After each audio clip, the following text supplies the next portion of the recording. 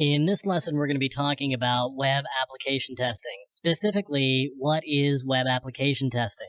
Web application testing is where you go to a website that's got some functionality that is programmatic in nature. In other words, it's interactive with the user, and that becomes a web application. And I need to be able to test the functionality and security of that web application. Now, in order to perform web application, I need a tool that's going to do that for me. And usually you end up using a browser as part of your tool set. And I need to do some configuration so that I can run through my tool. And the tool that I'm going to use here is one that's called Burp Suite. Now, Burp Suite is an intercepting proxy. It's a proxy-based web application testing tool, and it requires a browser to be configured to go through it in order to do some of the testing. So I'm going to go to a web application page, and I've actually got to pop up Burp Suite because it's intercepted the request and I want to forward it on. So I'm going to turn off the intercept there rather than continue to forward.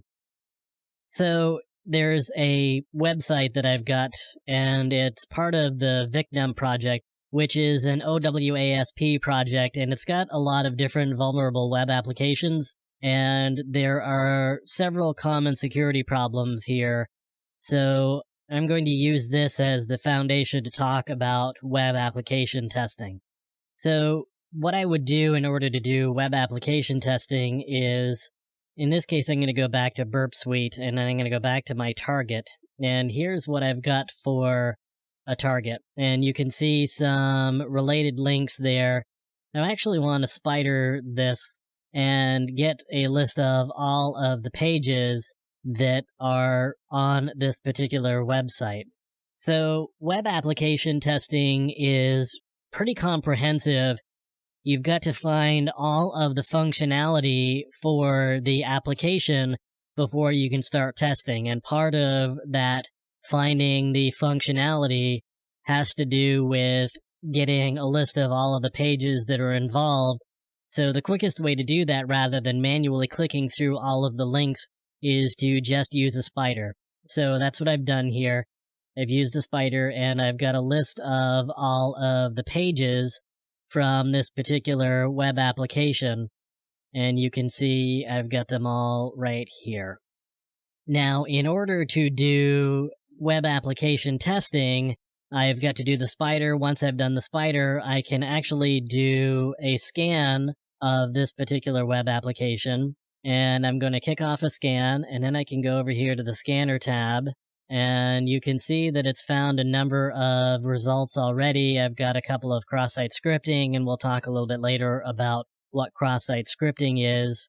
And you can see all of the different types of problems that we've got. Some of these are going to be issues that we can exploit, and some of them are simply ways to get additional information about the web application that you may be able to use to do some attacking of it later on.